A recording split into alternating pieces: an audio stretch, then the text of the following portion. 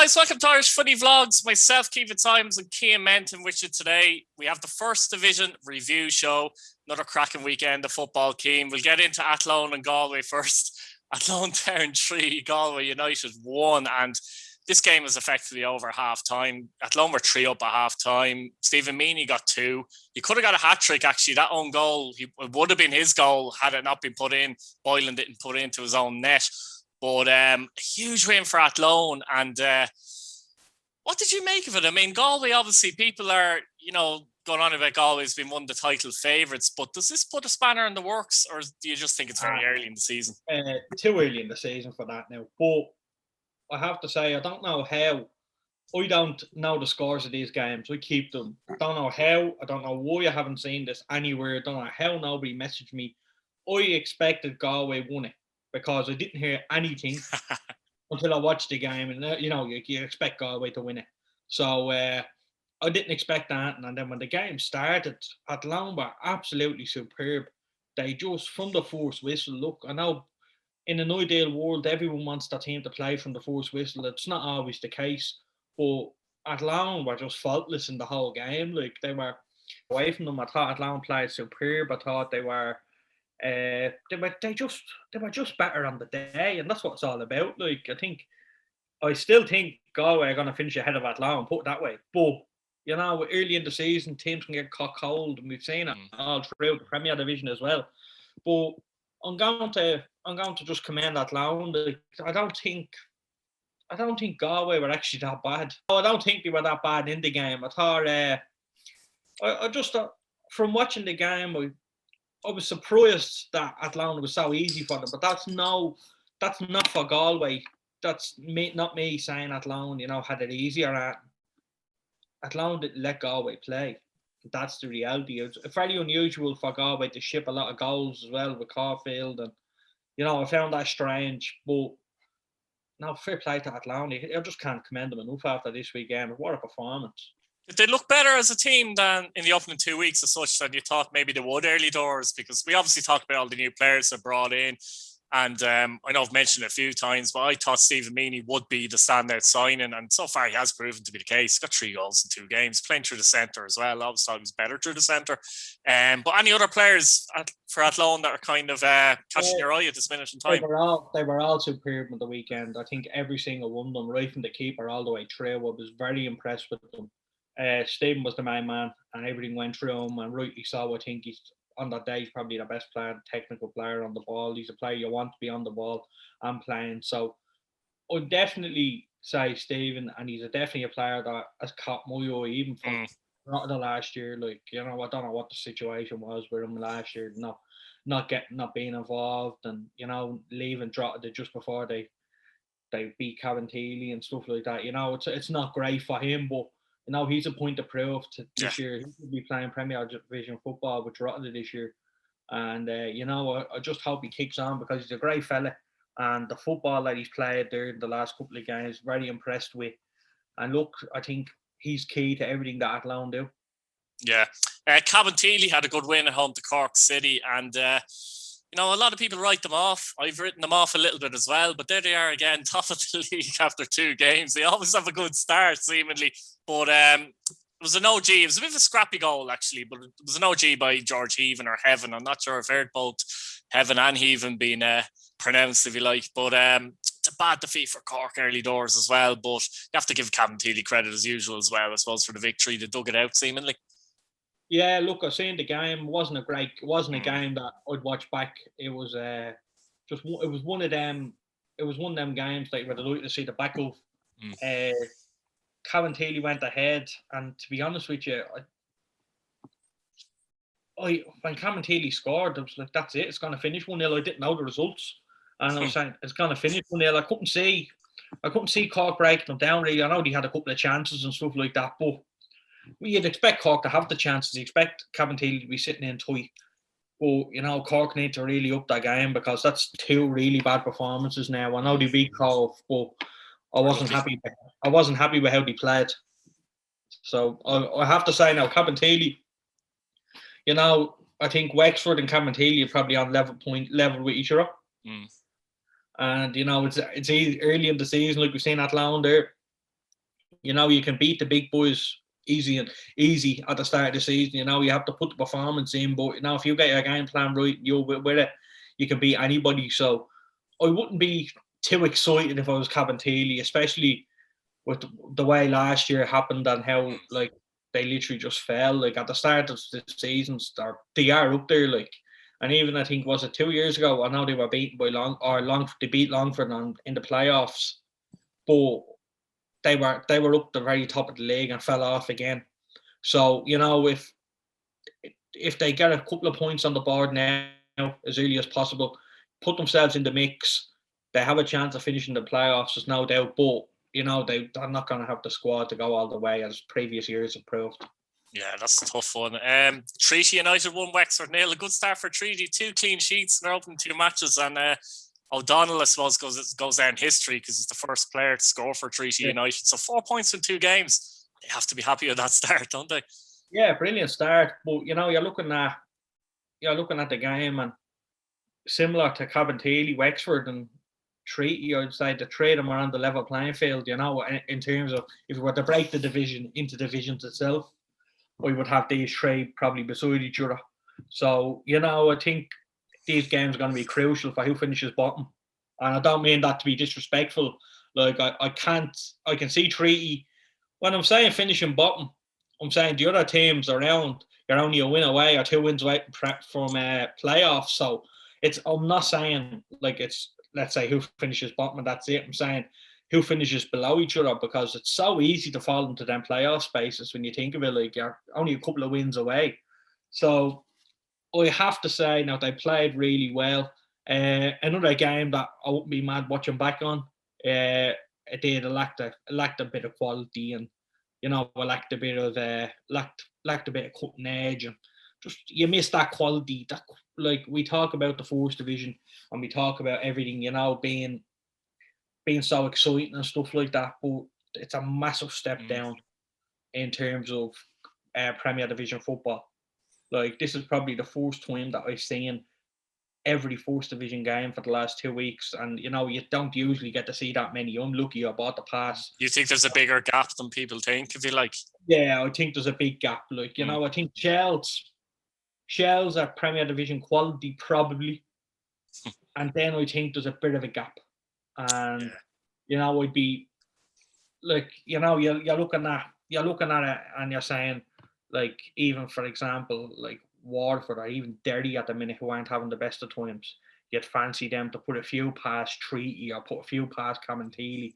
Do you know what I'm saying? So I'm saying there's not a huge gap, but there's a bit of a gap there and a bit of a disadvantage for the first division. But look, Treaty 4 points, like, absolutely excellent. I'm delighted for them and delighted for Tommy. But you know, Wexford to be a little bit worried because you know, 2 losses against 2 teams that you'd expect 2 points off at least. Yeah, I was just about to mention that, actually. Yeah. So I think Wexford now are going to have a tough now, like, you know, because they probably arguably played the 2 teams that they most likely take points off. So I'd be a little bit worried of that real lack of cutting edge and just a real lack of quality, and that's what it is. And look, you don't need an awful lot of quality to win the first division or finishing the playoffs. Like, no, I don't mean to be disrespectful, but you look at Longford last year, they didn't set the world alight. You know, they didn't, and even Galway under Caulfield, they didn't set the world alight. You know, they weren't playing this fantastic football. They were hard to beat, and that was it. So you know, you don't need to be great. You don't need to be this or that, but you do need to have a little bit more. And I think that's what Wexford are lacking at the minute. They're just lacking that fella up front. I know we've Robinson from Pats, but he's only a young lad, you know. So I'm looking at getting a striker in, I'd say, in the mid-season window. We'll get on to the exciting games now. And obviously, Talca Park finished Shelburne 3, Bray Wanderers 3. Obviously, when it's 3-3, it's always a mad game. But Shelburne went in front through Georgie Point, and he's turned into a bit of a cult hero there. Then we Brandon Kavanagh making it 1-1. Ryan Brennan putting them 2-1 up. Graydon and Kavanagh making it 3-2. And obviously, Kavanagh, we have to start off with that, actually. Brandon Kavanagh, superb strike from distance. Like, what a player. I know I've said it before again, but I've said he's too good for the first division. And I know a couple of Bray fans who've said, you're probably right. So, what a player, though. Yeah, no, look, I did give him a bit of stick last week for the game against Treaty and how Bray were. I gave him an awful lot of stick. There's And some difference this week, wasn't it? The last I think, I have to say though, I think rightly so. I think I laid into them last week, and I think it was justified. If anyone's seen the game, I don't think anyone would disagree with me. I watched this game after the Dundalk and Rovers game. I turned this on. I didn't know the scores. Look, I said, I turned my thing off. And look, I was in for it. I was in for a great night of football. I absolutely loved it. From minute one, I was engrossed into it. I have to say though, Shells look poor defensively. Now Gilchrist and Cubitt, like honestly, they love defending. Any ball that's coming in, they're winning it, and it's like that. They can't wait to hit that ball, and I love that about a team.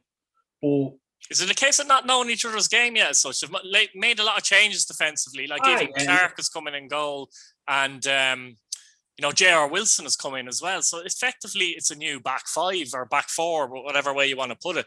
Do you think that's the issue at the minute, or? Yeah, look, he has been playing 3 at the back, and he has been playing /5 and then 2 and a 4. Whatever way he mixes it around. He was going with 2 centre halves, then 3. So he is. I think they're finding the team. It'll take a couple of weeks. Look, I remember a couple of years ago, we all thought Shells were going to walk the league with the signings they brought in 2 years ago, and after about 6-7 games, they were mid-table. And Morris was getting the bullet, and then they just went into autopilot mode and ran the league. So it takes a bit of time. I still think they're going to finish top. I really do. I just think the squad and stuff like that. Look, I know Michael O'Connor got a bit of stick off Morris the other day. What do you call him? A big fridge Fraser or something? Did you see that? No, I didn't actually. No. He done an interview when he was like. He was calling Michael O'Connor, he's like a big fridge Fraser or something. He's slagging him when he was torn. But I think it was in the nicest possible way now, fairness to Ian. He's a monster of a fella, Michael O'Connor, and he is going to bang goals in. Like, there's no question about it. He's very good at link-up play, though. I think that's the big thing with Michael O'Connor. And to get guys in around him like Maddies or maybe Macaulay, for me, he always needed someone alongside him as such, rather than just up front by himself, Yeah, like you look JJ Lunny and stuff in the middle. They're Premier Division quality players. I'd have JJ Lunny back tomorrow at Pats, and I really would. And I was absolutely shocked. I seen a couple of Bowes fans were like kind of happy that he's gone last year, and I'm like, I was surprised because I'm saying to myself, this JJ Lunny fella can play. Like, we've seen it firsthand. When I seen him going to Bowes, I was absolutely shocked. Like, I'll tell you a funny story actually about him. He was, we thought we had him retained. Not the way if you're under 21, you retain the player for the following year in the league. If they're playing with you for 2 years. And JJ only came in for 19 months. And we thought we had him retained, and we didn't, and we lost with the Bowes. Yeah. So that's the way that worked. But he went on to have a great time, and then he went down to Waterford, and look, the money issues speak for itself. If there wasn't money issues there, they'd still have Bastion Hurley, and they still have JJ Lunny in the middle, and they'd probably be up the top end of the table now. So that's how good of a player he is. So I think he's gonna bring the quality. You have Yo-Yo, you have Michael O'Connor, Kevin O'Connor. What a left fullback! He's up there with the best in the league. So. Clarkey himself made a couple of good saves the other day. Look, he wasn't picking that one out from Brandon Kavanagh. I don't think any keeper was. It was an absolute screamer. And, Bray, I thought, were excellent. Absolutely excellent. And a dodgy penalty in fairness. Now, I don't know if you've seen it, but, they probably could have won it. I would have bit your hand off for a draw if I was a Bray fan, though, against Shells. But, you scored 3 goals away from home. You expect to win the game. So, that's another side of it. But Bray showed he could score goals. Gary Shaw be a big loss for them. He went off after a couple of minutes with a hamstring, but it looks. Although they'd be glad that they kind of got the 3 goals without him as such, because it does look like we spoke about this, didn't we? It looks like he's starting to struggle with muscle injuries. Once that starts, it's very difficult to actually repair muscle injuries. But the fact that they managed to find the net, like Graydon got a goal as well. He was up front, wasn't he? Yeah.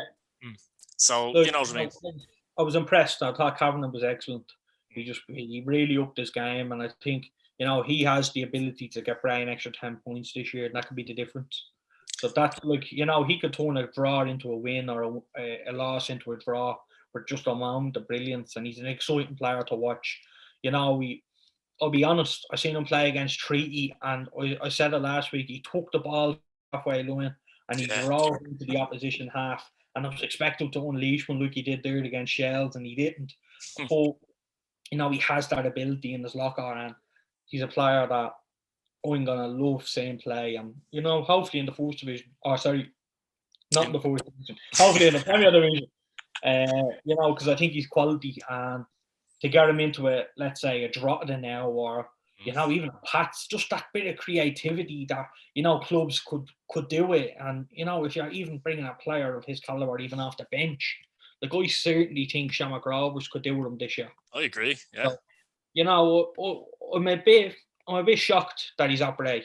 But that's not, I don't mean to be disrespectful. Bray had to get him, man. I do wonder, though, if he can come back in the summer. That's a question, an answer I'd like to know to that question, if that's a possibility that he can actually come back to Rovers. To be serious losses to Bray, if that was the case. The question, that'll be in the contract. He can go on Rovers wanted. If there's a big injury or something, like, Rovers will call him back, no problem. And, that's the way it is, unless it's signed that he's there for the season. So, usually can be recalled type of loan. So, Bray be delighted to get him for a year. Personally, I'm not mad on loan signings myself. As a fan, I'm a Pats man, everyone knows, and we've a keeper coming in. It's a necessary evil, though, in the League of Ireland, unfortunately, isn't it? Yeah. Anyways, I'd love, like, we've Yaros playing for us. I wouldn't mind him being a bench warmer, let's say, for example. Now, look, his quality. I'm not giving out about his quality. But I'd love someone there that I know is going to be my keeper for 2 years, for 3 years, that bit of solidity. So that's another thing on loan signings, but we're in that position in the league. There's nothing we can do, really. Key, and UCD were banging them in again at the weekend. What a win, a 4-0 win in Cove. We spoke about UCD before and their ability to score goals. Like, Keeney got a couple, Keeney got one, Kerrigan got a couple, and Collie Whelan got one as well. But they could be a dark horse in this race, couldn't they, in fairness? Because they can and will score goals. Yeah, no question about it. What a performance, what a win.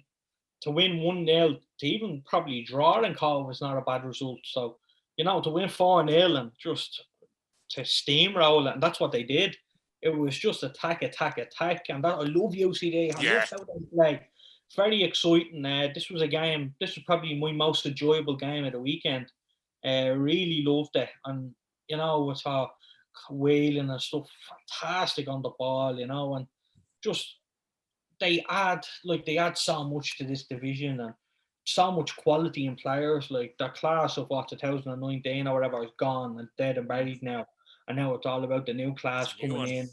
And, this is what they'll do. And look, 2 years' time, all these players are probably going to be playing in top teams in the country. And then the class of 2023 or whatever is going to come in and do the exact same thing again. So, look, I'm very impressed, really, really impressed with what he's saying.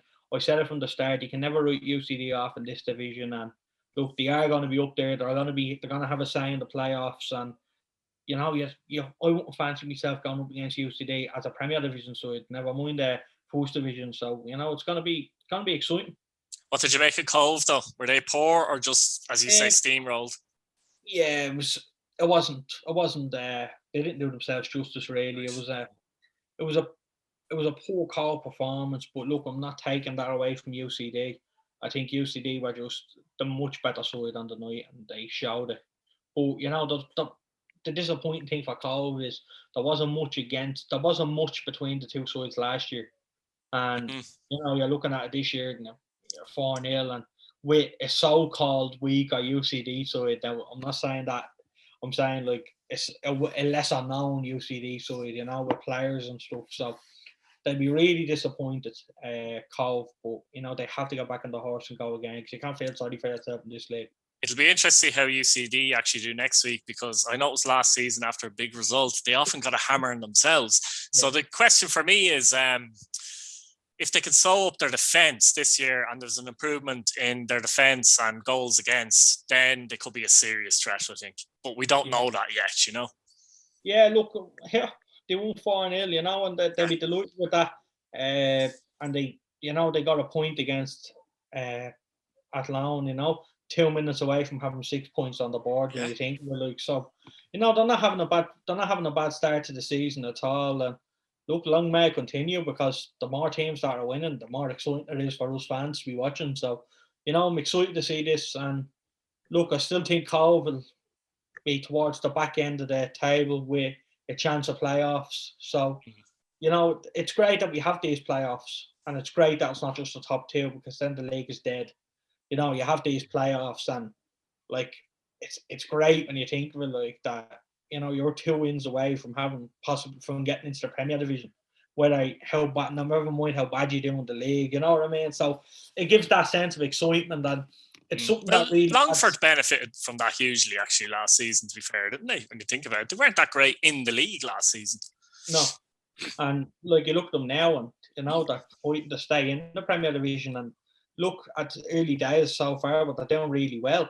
But you know, I'm looking at teams there, and I'm saying on that day, you know, they could definitely come up into the Premier Division. I think it's a free for all really in that first division when you think of it, like, you know, with the players that's there, and you know the squads that teams have. But then again, you have surprise results. Like I know Athlone would have, the players themselves and the coaches would be going there to win that game against Galway, and you know it wouldn't be, let's say, a shock result as such, because that's what they're preparing for. The semi-professional players, like. So, you know, they're going down, and I say semi-professional, but everybody's trained professionally in this country now. And, you know, you have to commend these lads. They're not getting paid an awful lot of money either. So, you know, the work that they're putting in is a big thing for me. And I'm excited to see how it's panning out now. But, you know, the table is balancing nicely, and, you know, there's no one run away with it. Obviously, it's only 6 games in, but there's no one that you'd be, apart from Wexford for me, that I'd be fairly worried for. Absolutely. We'll leave it there, guys. Like, subscribe, and hit your bell notification button so you don't miss a video. Thanks for watching. Cheers, Cian. No, but I would.